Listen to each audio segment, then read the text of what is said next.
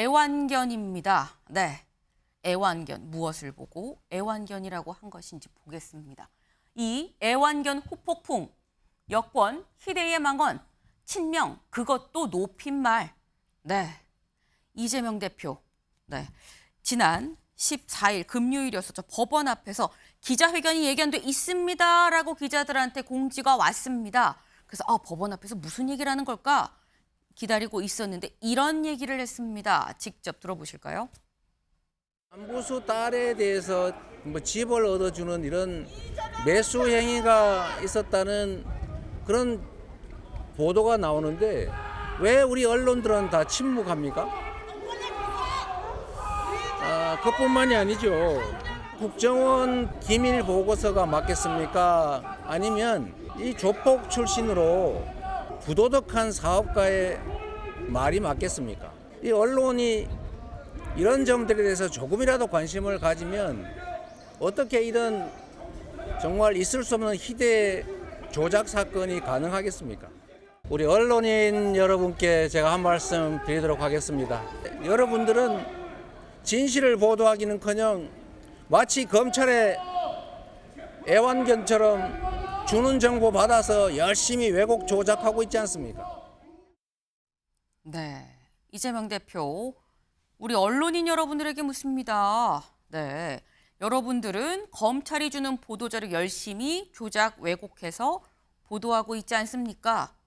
검찰의 애완견이라고 얘기를 했습니다. 그리고 이 애완견의 후폭풍으로 주말 내내 논란이 계속됐다는 거죠. 희대의 망언이다. 아니다. 그것도 높여서 한 얘기다. 애완견이란 얘기도 굉장히 말들이 많았습니다. 근데 여기에서 언론 입장에선 이재명 대표가 아니 왜 이거는 안 다룹니까? 안부수 이 판결은 오히려 반대되는 얘기인데 왜 서로 다른 판단이 나왔는데 이거를 이쪽이랑 왜 그런지 봐야 되겠네요. 두 개 비교를 해야지. 왜? 두 개 비교 안 하고 이화영 이 재판 판결문만 갖고 요 선고만 갖고 얘기를 하는 겁니까? 라고 얘기를 이재명 대표가 했죠. 그래서 오늘 이런 기사가 나왔습니다. 다음 기사 볼까요? 언론은 검 애완견, 근거라는 안부수 판결, 이재명 주장과 달랐다. 한국일보가 들여다봤더니 결론부터 얘기하면 이재명 대표의 주장이랑 다르더라라는 겁니다. 뭐가 다르냐? 한국일보 얘기는 굉장히 자세하게 좀 적혀 있는데 저희가 이게 좀 기니까 이 얘기를 쉽게 좀 그래픽으로 만들어 봤습니다. 한국일보 보도는 이런 내용이에요. 대북 송금 사건은 크게 두 가지로 나눌 수 있다. 뭐냐? 북한의 스마트팜 사업비가 송금된 거, 그리고 이재명 대표 방북 비용이 송금이 된 부분, 이 두 가지의 혐의로 의혹으로 볼 수가 있는데 이 중에서 안부수 이 판결은 안부수 전 이 아태 평화교류협회장의 판결은 이 부분이다. 여기가 겹친다. 스마트팜 사업비 부분이 겹친다라는 겁니다. 그럼 이 부분에 대해서 안부수 판결에서는 뭐라고 나왔느냐? 이게 이 판결문에 나온 내용이 이렇다라는 겁니다. 검찰의 주장으로 주가 상승을 노려서 송금한 거다라는 얘기가 들어있지. 재판부가 주가 상승이 인정된다는 얘기는 별도의 언급이 없었다라는 겁니다. 네. 근데 그럼 아니 검찰이 주장하고 재판부가 별다른 얘기가 없었으면 요거는 암묵적으로 인정한 거 아니야라고 생각을 할 수 있는 거 아니냐라고 하는데 근데 판결문에 보면 별도로 검찰의 공소 내용 말고 인정 사실이라고 기재가 해서 별도로 나와 있는 내용이 실려 있다. 근데 그중에 검찰이 얘기하는 범죄 사실, 다시 말해 주가 상승이란 부분의 내용이 다시 기재가 돼 있지 않다면 이건 재판부가 검찰 주장의 암묵적 동의가 아니라 판단을 보류했다고 봐야 되는 것 아니냐라고 얘기를 했습니다. 좀 설명이 좀 길었습니다. 내용이 좀 복잡하거든요. 근데 설명이 길었습니다만 김광삼 변호사님, 네. 이재명 대표가 변호사거든요. 근데 이 내용을 모르고 언론은 검찰의 애완견이냐라고 얘기를 했다라는 거냐, 아니면 판결문을 보지 못했다는 거냐, 아니면 한국일보 보도도 왜곡이라고 봐야 되는 거냐, 어떻게 보십니까? 이제 여러 가지 주장이 있는데 네. 첫 번째는 이재명 대표는 이제 판결문을 보지 않았을 거예요. 왜냐하면 이 판결문 양이 너무 많거든요. 네. 이게 비교하기도 어렵고 그럼 밑에서 누군가 법조인이 본 다음에 네. 이거에 대해서 얘기했는데 그중에서 이제 이재명 대표가 말하기 좋은 유리한 것만 얘기를 해준 거예요. 그러니까 본인의 판단이 들어가 있지 않고 네. 밑에서 써준 대로 한 대로 제가 볼 때는 얘기를 했다고 이렇게 봐요. 그래서 결과적으로 그게 사실이라면 검찰의 애완견 아니야, 검찰의 애완견 아니야 이런 주장을 하고 있는 거예요. 그런데 지금 이화영 판결이랄지 이재명 대표의 공소장에 보면 범행 동기가 굉장히 중요하거든요. 네. 근데 범행 동기가 김성태가 쌍방울의 주가 조작을 위해서 했다고 한다면 이재명 대표는 관계가 없는 것이고 이제 그렇게 생각하는 것 같아요. 그런데 대북 송금 동기가 이재명 대표 방북과 관련돼 있고 네. 경주대 스마트폰과 관련돼 있으면 이재명 대표가 모를 리가 없다는 그러한 논리가 딱 형성이 되는 거예요. 네. 그러다 보니까 이제 주가 조작으로 자꾸 몰아가는 거죠. 그런데 안부수에 대한 기소는요. 김성태 전 쌍방울 회장이 체포되기 전에 이루어진 거거든요. 네. 그래서 검찰이 공소장에는 약간 주가 상승에 관한 내용을 넣었지만 그 안부수 판결 내용을 보면 주가 조작과 주가 상승을 위해서 네. 스마트폰 비용을 지급했다는 내용이 없어요. 그럼에도 불구하고 마치 그 안부수 판결이 주가 조작을 위해서 했다고 판결을 인정한 것처럼 하면서 이화영 판결과 이재명 대표 공소장과는 반대된다는 얘기를 하고 있는데 이 논거가 좀 맞지 않는 거예요. 그래서 아까 그 이재명 대표 기자회견을 보면 네. 두 가지를 얘기하고 있더라고요. 네. 첫째 보면 왜 안부수가 뭐 뇌물 받아가지고 김성태로부터 뭐 오피스 같은 거 받아갖고 왜 그런 걸 안 쓰냐 하는데 왜 언론이 안 쓰겠습니까? 조사를 해보고 취재를 해보니까 거짓말이에요. 근거 아무것도 없어요. 근데 이를 가지고 쓸 수 있습니까? 근데 왜 안 써주냐고 하면서 검찰을 언론을 공개하는 거고 공격하는 거고 국정원 문건에 대해서도 네. 일부 문건에 대해서는 주가와 관련된 문제가 나오고 일부 문건은 스마트폰과 관련해서 동기가 나와요. 그럼 일부 문건은 이재명 대표에 불리하고 이재명 대표에 유리할 수도 있는데 네. 지금 주가 상승과 관련된 국정원 문건만 가지고 계속 얘기를 하잖아요. 근데 이것이 정식 그 내부에서 검증해서 작성된 보고서가 아니고 네. 일종의 첩보 형식으로 받아가지고 의견을 보고서예요. 의견 보고서. 근데 자꾸 이걸 가지고 법원에서 취사 선택해가지고 본인에게 불리하게 판단을 했다 이렇게 자꾸 주장하는데 네. 그건 맞지 않는 거죠. 알겠습니다. 지금 조목조목 약간 좀 방대하게 요 부분 다 좀 그래라고 지금 말씀을 하셨는데 좀 하나하나 좀 짚어보겠습니다.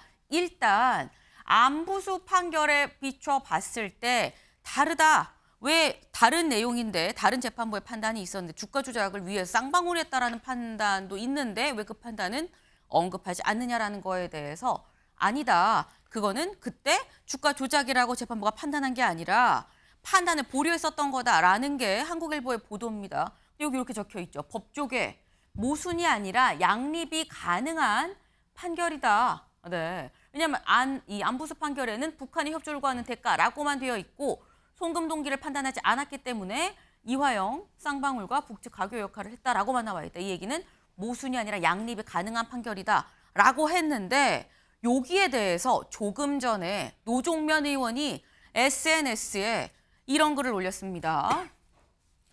애완견이냐 아니냐는 결국 기사로 평가한다. 논거를 하나씩 검증해 보시라. 그럼 비로소 토론이라는 게 가능해질 거다라고 얘기를 했어요. 그러면서 이재명, 이화영 고리가 드러나지 않으면 양립 가능한 건 오히려 이화영 유죄, 이재명 무죄 아니냐. 근데 왜 언론은 이화영 유죄면 이재명도 유죄인 것으로 몰아가느냐.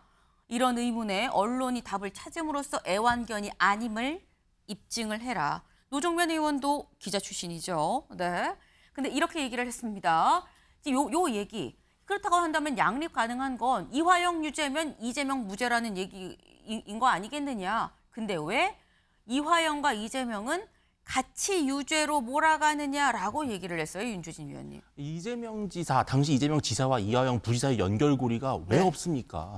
경기도지사와 부지사잖아요. 그만큼 확실한 연결고리가 없죠. 이화영 부지사가 아무리 경기도 부지사라 할지라도 그 평화부지사라는 자리가 결국은 이재명 지사의 방북 사업의 어떤 키맨으로서 역할을 하라고 만든 직함이잖아요. 그렇다면 김성태 쌍방울 회장이 도대체 이화영 부지사를 보고 돈을 줬겠냐는 거죠. 그게 아니라 이화영 부지사 뒤에 있는 이재명 지사 그리고 당시 민주당에서 상당히 그 총망받는 대권 주자인 한 명의 이재명 지사를 보고 돈을 줬을 수밖에 없다라는 것이고 결국은 재판부는 김성태가 왜 대북 송금을 했느냐 바로 이재명 지사에게 모든 것이 보고가 되고 확인이 됐다라는 정황이 아주 신빙성이 있다고 본 거죠. 그래서 노종면 원내대변인이 본인도 사실은 또 언론인 출신이잖아요. 근데 언론이 스스로 애완견이 아님을 입증해야 된다. 라는 말이 정말 슬픈 말입니다. 이게 왜 그러냐면요. 저는 중남미에서 베네수엘라나 이런 나라들에서 독재자들이 이 나라를 장악해가는 과정이 정말 너무나 정확히 일치하는 게 먼저 사법부를 탄압하고요. 이 사법부에서 나오는 재판 결과나 검찰 기소장을 갖고 보도를 하는 언론을 탄압하는 아주 전형적인 그런 패턴을 보였습니다. 정말 이 똑같은 모습을 보이고 있거든요. 정말 걱정스러운 모습이라고 할 수 있습니다. 네, 지금 윤주진 위원님은 걱정스러운 모습이다라고 말씀하셨는데 김수민 의원님, 노종면 의원의 주장 어떻게 보십니까? 언론이 애완견이 아님을 입증하라. 네, 저는 근데 이 사태의 핵심이 애완견이 아니라고 생각해요. 왜냐하면 정말 이재명 대표 말대로 언론이 조작을 했으면 애완견이란 말을 들어도 싸다고 봅니다. 근데 그게 아니라 사실 이재명 대표가 주장한 내용이 틀렸기 때문에 문제가 되는 거거든요. 노종면 의원도 거기에 대해서 얘기를 해야 되는 것이고, 그리고 흥미로운 건 노종면 의원 주장이 민주당 주류의 주장과 좀 다르다는 겁니다. 민주당 주류의 주장은 이화영 씨까지 감싸는 거 아닙니까? 근데 이번에 글을 보면은 이화영이 유죄라고 해서 이재명이 유죄가 되지 아하. 않는다라고 얘기를 하고 있는데 네. 이렇게 고리를 끊어내는 거는 좀 처음 보는 시도인 것 같고요. 그리고 민주당에서 최근에 이제 검찰에 대해서 많이 공격을 했어요. 왜 주가 조정 목적을 인정하지 않느냐. 네. 근데 노종면 의원은 검찰은 인정하고 있는데 재판부는 인정하지 않느냐라고 또 다른 방식을 취하고 있거든요. 이 부분은 제가 봤을 때는 민주당 내부에서도 이 사건에 대해서 네. 파악이 덜 끝났거나 혹은 혼선이 있는 것이 아닌가 이렇게 보여지는 게 분명히 있고, 그리고 한마디 더 드리면 주가 조작이기 때문에 경기도는 관여하지 않았다. 이거는 사실관계를 떠나서 이미 그 자체로 논리적으로 성립하지 않습니다. 네, 예를 들어서 어떤 남자가 있는데 여자친구한테 당신 어젯밤에 딴 여자랑 있었지? 라고 얘기를 들었어요. 그래서 나 그때 내 친구랑 있었는데 전화 네. 바꿔줄게 해서 그 자리에 있었다라고 친구가 얘기한다면 네. 그러면 그 자리에는 딴 여자가 없었던 것이냐? 아닌 거거든요. 셋이서 만났을 수도 있기 때문에. 네. 예, 그래서 이건 논리적으로 오류기 때문에 주가 조작이 맞다고 해서 경기도 관여가 없었다. 이것은 성립하지 않는다. 이걸 좀 지적을 하고 싶습니다. 네, 지금 예시를 들어주시다가 혹시나 방송이 부적절한 얘기가 나오는 건 아닐까 잔뜩 긴장하면서 들었습니다. 방송이 적합한 것으로 네, 일단 판단을 합니다. 네. 근데 지금 얘기가 나온 게 단순히 뭐 이 안보수 판결 말고 국정원 문건, 뭐 오피스텔 막 이런 얘기가 나오죠. 뭐냐? 다음 기사를 좀 보겠습니다. 안부수 판결도 쌍방울이 경기도 스마트팜 대납 수락을 인정했다. 국민일보도 약간 한국일보와 비슷한 취지의 지금 이 글을 실었어요. 오늘 기사가 나왔습니다. 근데 여기서 볼 거는 국정원 보고서 얘기가 있었죠. 이재명 대표. 국정원 보고서가 무시가 됐다? 어떤 보고서를 얘기를 하는 것이냐? 이 보고서라고 합니다. 여기 볼까요? 2020년 1월에 생성된 문건입니다. 북한 대남공작원 리호남이 2019년 3월 제보자 김모 씨한테 쌍방울 계열사 주가를 띄워주는 대가로 수익금 일부를 받기로 했다라고 언급했다는 내용이 있는 그 국정원 문건이라고 합니다. 근데 그 문건에 대해서 재판부는 어떻게 판단을 했길래 이렇게 판단을 했다는 거죠. 제보자 주장에 따르더라도 주가 상승 및 수익금 조성 내용이 구체적이지 않고 리호남이 자체 공작금 마련을 도모했다고도 볼 수가 있는 점, 쌍방울 대북 사업의 실체와 모순된다고 단정할 수 없는 점 등을 고려해서 신빙성을 인정하지 않았다라는 겁니다. 여선웅 위원님. 그러니까 지금 계속 이재명 대표는 국정원 문건 얘기를 하고 있어요. 이거는 왜 증거로 채택해서 이거는 왜 인정을 하지 않았느냐. 이것도 인정을 해줘야지라고 하는데 재판부는 이러한 주장으로 봐서 이건 신빙성이 좀 떨어진다는 근거가 있긴 있습니다. 어떻게 보세요? 네, 국정원 문건이 이제 한 건이 아니거든요. 네. 지금 재판부에서 활용하고 검찰이 이제 압수수색한 그 국정원 보고서가 뭐 한 45건 정도가 된다고 해요. 그러면서 이제 그 중에서 지금 이재명 대표 측이나 아니면 민주당에서 이야기하는 부분은 민주당한테 유리한 부분이고, 그리고 지금 이제 이화영 진술에서 나와서 배척된 부분은 뭐 이재명 대표한테 불리한 부분인 거죠. 그래서 약간 이 부분을 약간 조금 엇갈려 있기 때문에, 그러니까 그 국정원 문건이 여러 가지가 많기 때문에 서로 다른 주장을 하고 있다, 이렇게 보시면 될 것 같고요. 그리고 한 가지 또 참고로 좀 말씀드리면은 이 국정원 문건이라는 게 네. 검사 측 그 증거 자료거든요. 네. 그렇기 때문에 오히려 신빙성이 있다. 이재명 대표 측에서 주장하는 바에 따르면은 그리고 또 이제 뭐 안부수 판결도 계속 앞서 이야기가 나왔지만 뭐 주가 조작이라는 거를 뭐 직접적으로 언급하지 않았지만 네. 이 사업 자체가 쌍방울의 대북 사업이 맞다라는 그런 취지거든요. 그렇기 때문에 뭐 이재명 측에서는 당연히 이 그 안부수 판결에서는 쌍방울 대북 사업 맞다고 했는데 네. 왜 이하영 판결에서는 이게 왜 다 이재명을 위한 모든 것이 방북 비용이냐 뭐 그런 점을 이제 문제 제기를 한 것으로 보여집니다. 네. 일단 이재명 대표가 조목조목 얘기한 부분 저희가 지금 첫 번째 안부수 이 판결문 안부수 전 이 아태평화협회장의 1심 판결문을 좀 봤고요. 여기서 그래서 실제로 이거를 주가 조작이라고 보았는지 여부를 좀 봤습니다. 그리고 두 번째로 국정원 문건 얘기를 좀 봤죠. 그리고 또 하나 이재명 대표가 얘기한 게 또 있죠. 뭐냐? 오피스텔 얘기입니다. 오피스텔 얘기는 뭐냐?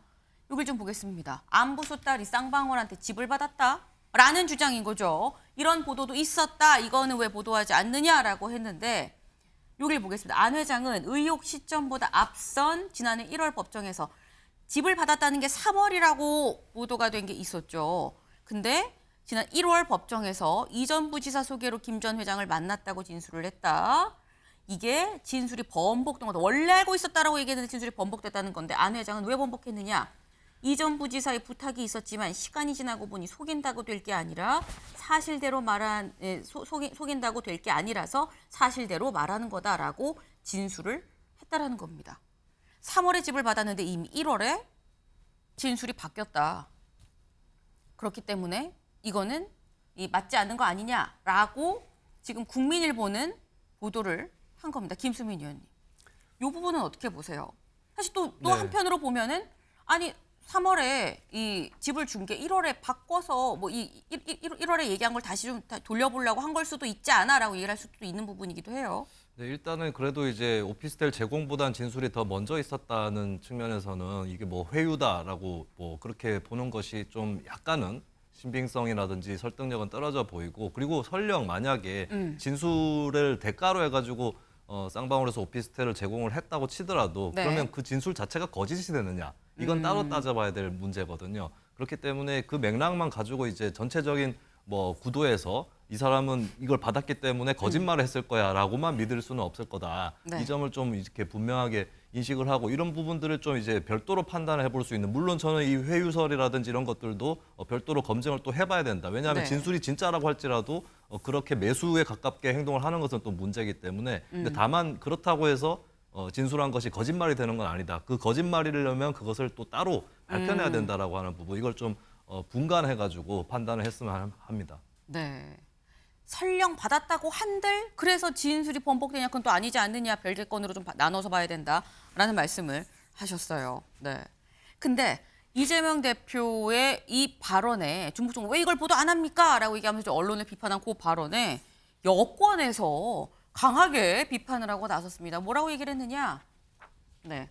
나경원 의원, 언론을 애완견이라 말한 이 대표 독재자 예행 연습이냐? 안철수 의원, 감옥이 두려운가 보다 희대의 망언이다. 유승민 전 의원, 조폭 같은 막말을 들으면 이 대통령이 되면 큰일 나겠다라는 생각이 든다라는 얘기들을 올렸습니다. 근데 그러면 여권에서 이렇게 얘기하면 야권에선 뭐라고 얘기를 하느냐? 아까 저희 잠깐 봤죠. 노종면 의원, 기자 출신 노종면 의원 페이스북에 올린 글도 봤습니다만 애완견 발언에 대해서 이렇게 얘기를 했습니다.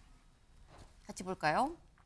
네, 언론에서도 랩독이라고 부른다. 네, 감시관 와치독이라고 얘기하는 언론의 역할을 얘기할 때 와치독의 반대 개념으로 랩독이라는 단어가 있기 때문에 애완견이라고 그거를 한국말 랩독이 아니라 한국말로 애완견이라고 얘기를 했다고 해서 이걸 언론 비하 망언 따위 반응이 나올 일은 아니다라고 얘기를 했습니다. 학계에서도 쓰는 용어다라는 얘기인 거죠.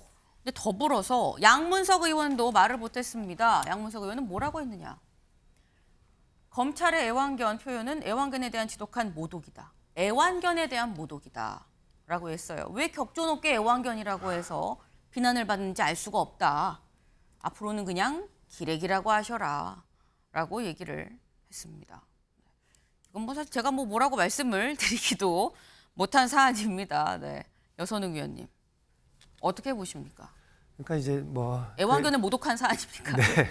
뭐 저는 양문석 의원 표현은 약간 좀 너무 더 나갔다 이렇게 생각을 하고 이재명 대표의 애완견 표현도 약간은 조금 좀 부적절하지 않았나 이런 생각이 들어요. 그러니까 이제 뭐 노정면 의원이 말대로 실제로 이제 뭐 언론계에서 뭐 랩독, 워치독 이런 이야기를 많이 하거든요. 근데 이제 그거는 뭐 그렇게 이제 언론계에서 뭐 학술적인 분석할 때 쓰일 말인데 정치인이 뭐 대중 앞에서 언론을 애완견이라고 이야기한다고 하면은 그게 이제 비하적 표현으로 들릴 수가 있죠. 그 부분에 대해서는 뭔가 약간 좀 아쉽다. 그리고 뭐 그런 생각이 들고. 근데 또 하나는 이제 뭐 예컨대 지금 뭐 민주당 당내에서 언론을 향해서 이렇게 이제 뭐 이제 대표가 이렇게 이야기를 하니까 앞다퉈서 뭔가 이제 계속 공격을 한다는 것 자체가 약간은 굉장히 약간 좀 하수다. 지금 민주당이 어쨌든 검찰 여권이랑 이렇게 전선을 이렇게 두 가지 전선이 있는데 언론이랑 대대적으로 싸우는 거는 싸움의 전선을 하나 더 늘리는 거잖아요. 뭐 그런 측면에서 정무적으로도 이게 뭐 되게 마이너스가 많지 않은, 그러니까 마이너스가 많은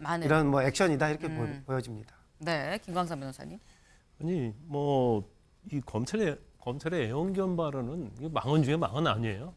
그런데 언론 출신 노정면 의원이 나서가지고 이걸 또 옹호하는 걸 보면 아주 가관이에요. 해석 자체를 본인의 입맛대로 하는 거예요.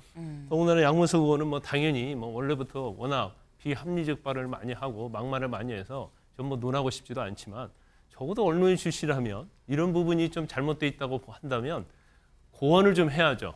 표현상 잘못된 게 좀 있는 것 같다. 그런데 이걸 갖다가 랩독이랄지 와치독이랄지 이런 표현을 써가면서 호도를 하고 있다고 보거든요. 그런데 지금 이재명 대표 왜 이런 아주 극한 언어를 쓸까? 그걸 보면 이제 첫 번째는 야권에 있어서 제왕이 됐어요. 그러니까 이제 무서울 게 없는 거예요. 그래서 검찰이 됐건 판사가 됐건 뭐 언론이 됐건 이제 자기가 얼마든지 통제할 수 있다고 생각하는 아주 오만과 거만에서 비롯됐다고 보고 두 번째는 본인이 굉장히 막다른 공에 몰렸다고 생각을 해서 네. 굉장히 당황하고 있다고 저는 그렇게 보거든요. 그러니까 이전에 어떤 검찰의 기소 사건과 달리 이 제3자 뇌물죄는 엄청 중요한 부분이고 본인이 이화영 전 대표랄지 대북 송금과 관련해서는 이거 빠져나갈 수 없는 그러한 거라고 저는 본인은 이렇게 판단할 거예요. 그러다 보니까 아마 본인이 너무 격앙돼서 굉장히 실수를 했다 이제 이런 생각이 좀 드는데 지금 민주당이 하는 걸 보면 국민이 지난 총선에서 정권 심판하면서 칼을 줬잖아요. 네. 이 칼을 쓸 때 써야 하는데 그때 쓰지 않고 마치 술 취해서 칼을 춤을 추는 그런 형세를 보이고 있어요. 특히 검찰 출신의 특히 뭐 고위직 검찰 출신은 검찰을 공격하고 판사 출신은 판사를 공격하고 언론 출신은 언론을 공격하는 자기 친정을 공격하는 아주 재밌고 웃은 일이 계속 반복적으로 일어나고 있다고 봅니다. 그렇지만 이렇게 하면 이런 오만하고 방대한 태도 자체가 제가 볼 때는 그렇게 오래가지 못할 거예요. 오만한 태도 아니겠느냐라고 말씀을 하셨습니다. 네. 사실 이런 사안에 대해서는 또 제가 약간 말을 아낄 수밖에 없는 위치가 아닌가라는 생각이 들어요. 또 언론이 또 직접적으로 거론이 되다 보니까 말을 아낄 수밖에 없는 사안인데 근데 양문석 의원이 아니 왜 애완견을 모독을 하느냐라고 얘기를 하면서 이러이러한 류의 언론은 오히려 기레기라고 하는 게 맞다라고 이러이러한 류의 언론이라고 콕 집어서 얘기한 언론사가 있습니다. 근데 그 언론사에서 오늘 무슨 보도를 했느냐. 조선일보 같이 볼까요? 1면. 네. 2. 방북비 합의 후 북과 접촉 시도. 네. 아까 저 1면 속에 잠깐 나왔던 거죠. 검찰이 이재명 대표를 대북 송금 사건으로 이 제3자 뇌물 혐의로 기소를 한 그 공소장 내용에 이런 게 있더라라는 겁니다. 네. 이 무슨 내용이냐? 공소장 내용에 이런 게 있다라는 건데요. 보겠습니다. 50조 분량의 공소장에서 이 대표는 방북 동행을 바라던 김 전 회장이 북한이 요구한 방북 의전 비용을 대납한다는 사실을 알고 이를 승인했다. 이 대표가 북한 리종혁 조선 아태미 보위원장과 전화할 계획을 세운 건 2019년 7월 24일부터 나흘 동안 필리핀에서 열린 제2차 아태평화번영 국제대회 때다. 굉장히 구체적이죠. 이재명 대표가 직접 북한의 리종혁과 통화할 계획도 세웠고 그거는 이때부터 나흘 동안 이 시도를 하는 거였었다라는 겁니다. 그래서 여기 볼까요? 이 대표는 리종혁 부위원장한테 전화해서 지난번 1차 국제대회 때 평양 초청하신 거 잊지 않고 있습니다. 다음엔 평양에서 만나기를 희망합니다. 라고 했으나 통화가 성사되지 않았다라는 내용이 공소장에 적혀 있다라는 겁니다. 네. 참 이것도 좀 아이러니해요. 이재명 대표가 언론에 대해서 강하게 비판을 했고 거기에 대해서 이 이른바 친명 의원이 이러한 전체 언론 보고 한 게 아니에요. 이러이러한 언론 보고 한 거예요라고 했는데 또 바로 공소장 내용이 보도가 됐습니다. 근데 이 내용을 보면 이건 여선웅 위원님 좀 구체적이긴 해요. 공소장 내용이. 전화 통화를 하려고 그랬고 그거는 2019년 7월 24일부터 나흘 동안 필리핀에서 열린 2차 아태평화번영 국제대회 때다. 이런 걸 보면 또 그런가라는 생각이 들 수도 있거든요. 근데 이 대북 송금 사건의 핵심이 뭐냐면은 네. 그러니까 경기도가 그리고 이하영 부지사가 뭐 대북 활동, 대북 사업 활동을 했느냐가 아니라 지금 이하영 뭐 그 내용은 이재명 대표가 그 쌍방울의 대북 송금 사실을 미리 알았냐, 불법적인 대북 송금 사실을 미리 알았냐, 그리고 그것을 묵인했냐, 그리고 그것을 같이 공모했냐 이거거든요. 네. 근데 공소장에 당연히 그런 내용이 같이 공모했다, 인지했다 이런 내용이 있어야지 이제 공소가 기소가 성립하기 성립이 되는 때문에 거니까. 당연히 쓸 수밖에 없을 것 같고요. 그리고 이제 이재명 대표 이야기를 한번 조금 더 하면은 이재명 대표가 언론에 대해서 약간 이제 뭐 불만 섞인 이런 네. 이야기를 한 이유 중에 하나가 이런 보도들 때문이거든요. 이런 것 때문이다. 예, 그러니까 공소장에 기인한 보도 있잖아요. 그러니까 서초동에서 나오는 법조 기사 자체가 이렇게 공소장에서 그러니까 그 이재명 대표라고 하면은 방어권을 전혀 쓸 수 없는 그러니까 이런 기사가 나와서 여기에 대해서 이제 문제 제기를 한 것이다. 이런 것도 같이 좀 말씀드립니다. 네. 이런 것 때문에 오히려 이재명 대표가 얘기한 거다. 윤주진 의원님. 근데 저는 민주당에 약간 이중잣대가 있다고 생각을 해요. 왜냐하면 과거에 이제 박근혜 정부 당시에 대통령 탄핵 또 그 당시에 특검 여러 가지 네. 검찰 수사 있었는데 소위 말하는 문재인 정부에서 일어났던 대대적인 적폐청산 수사가 있었잖아요. 그 당시에야말로 진짜 언론들이 검찰에서 피의 사실 공표한 내용들을 갖고 기사 많이 썼거든요. 근데 그때는 바로 민주당은 그러한 언론들을 참 언론 또 감시견이라고 말을 했던 말이죠. 근데 이제 와서 이제 애완견이라고 부르는 거거든요. 저는 뭐 애완견이라는 표현 또 뭐 감시견이라는 표현, 학술적 표현도 물론 되게 중요한 문제고 또 이 애완견이라는 표현을 제1야당의 대표가 쓰는 것이 표현이 맞느냐도 중요한 문제인데 더 중요한 것은 본인에게 불리한 보도를 하는 언론은 애완견이고 본인에게 유리한 보도를 하는 것은 참 언론이고 이런 식의 기준이 정말 잘못됐고 또 이것을 앞으로 정말 대통령이 될지도 모르는 제1야당의 대표가 그런 표현을 쓴다는 것 자체가 상당히 심각한 언론관을 보여준다는 것이죠. 네. 언론 입장에서 제대로 보도하지 않고 그야말로 불러준 대로 이른바 뭐 받아쓰기를 했다 그러면 애완견이란 비판을 받아도 마땅할 수 있습니다. 다만 지금 말씀해 주신 것처럼 애완견이냐 아니냐의 기준이 무엇이냐, 명확한 것이냐, 그 부분은 같이 좀 생각을 해볼 부분이 아니냐라는 말씀에 공감을 합니다.